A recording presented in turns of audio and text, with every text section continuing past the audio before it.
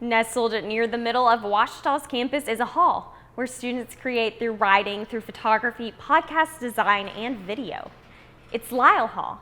Some of these students in Lyle have stories that remain a mystery, solely because they're the ones telling other people's stories. It's time now to tell some of the stories of the seniors in communications. This is Unspoken. I am so fortunate enough to have grown up super close to all of my family. Well, okay, so I'm a bit of a nerd. Not many people know that. I love reading, I play piano for fun, and I also really love art, and so I like to draw and paint. I love to read. I also love to knit, which is a new hobby that I've recently found this year. When you walk through the doors of Lyle Hall at any point in the day, you'll see students working. But what brought them here is a different story for each. For Ouachitonian editor Addie Chumley, it was a family tradition. My dad and my uncle were living in Texas at the time and decided to come to Ouachita. And then my mom and my aunt also came to Ouachita, and my mom and dad met, and then my aunt and uncle met. And so growing up, we've always come to Tiger Tunes. We've come back for a multitude of OBU events, football games, just walking around campus. I've always just kind of been here, and it was one of those things that my parents never pushed me to come here. So I came and visited OBU. I visited U of A, just to kind of feel the difference. And I honestly wasn't completely sold on Ouachita, but just decided that it was the best option for me at the moment, so I was just going to roll with it, and it's honestly been the best decision I've ever made. A communications major wasn't her first path, but it's where she's at today. I started out with a graphic design major, communications minor, and then decided that I loved communications too, and was fortunate enough to come in with a bunch of hours, and so I decided to major in both, and it's been great. For Chumley, Ouachita brought her out of her shell and gave her community. I am a completely different person than I was in high school. I was extremely shy. I just kind of stayed in my own little bubble and didn't really have a ton of friends. And coming to Ouachita, it took me a while, but once I finally kind of got settled and got in my groove and got joined into several different things like social clubs and student organizations, I just kind of made all of these friends that it was something completely new that I hadn't ever experienced before. Just like Chumley, Roar Rundown podcast founder and host Chris Gay had strong influence from his family that brought him to this community. In his case, specifically in broadcasting. Yeah, so I got started in high school. I did a couple basketball games, and I was like, oh man, this is pretty fun.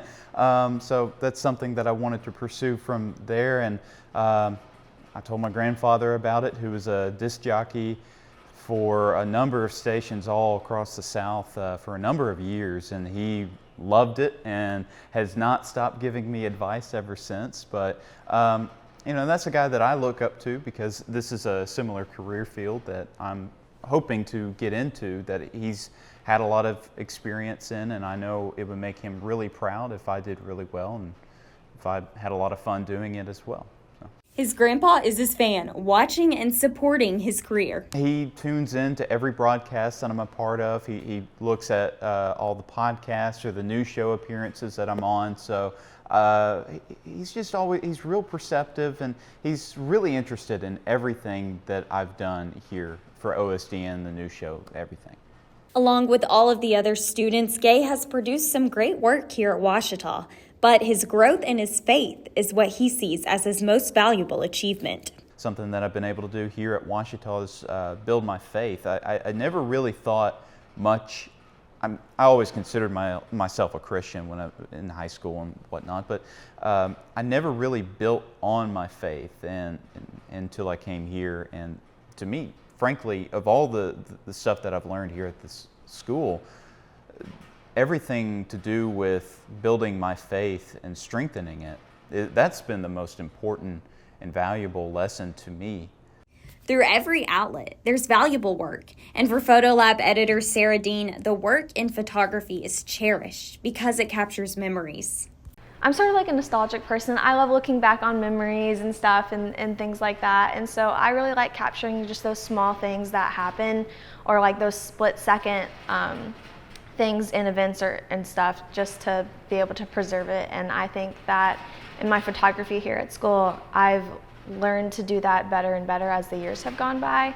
And so looking back, I can see like just how my skills have improved in being able to capture those moments. Being a part of Photolab shaped her and allowed Dean to improve her craft and grow through it.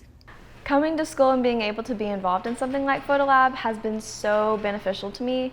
I've looked back at like my work from past years and from high school, and even just from the beginning like of coming here, the first year that I took photos for the Photolab here, and I've improved so much. Like looking back, those pictures look so bad to me now. And just seeing sort of like the work I've done more recently in comparison is just, I've learned so much and been able to grow so much here at school. Now, some of the people you see working in Lisle aren't even communications majors. For English and political science major Emily Webb, the communications department is a place where she can tell stories, and she's been welcomed here with open arms as she serves as print editor-in-chief for the Signal.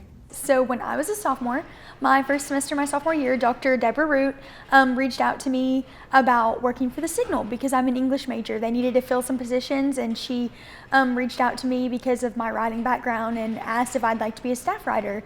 And I met with her and met with the current editor at the time, Sarah Patterson, and just talked about what that would look like, and I decided that I would really like doing that. I almost decided not to do it my very first day because they told me I couldn't use the Oxford comma in my stories, so I almost just quit, but that's okay, I'm glad I didn't. But I stayed on staff my entire sophomore year, and then I moved up under Julia Shan. She was the editor, and I was a news editor that year, so I was a section editor, and still writing, but kind of fell in love with news writing in general, just writing for a specific audience and telling stories, and specifically telling Washita stories. And then also putting, as a news editor, I put pictures and put the words on a page. And then I had the opportunity this year, my senior year, to be able to be the print editor-in-chief for the Signal, which has been such an amazing opportunity. And I've seen just kind of my writing background, but also the things that I've learned from the communications department, despite not being a major, kind of like intersect there, and it's just been so wonderful. Her writing has strengthened her skills for the next step, practicing law.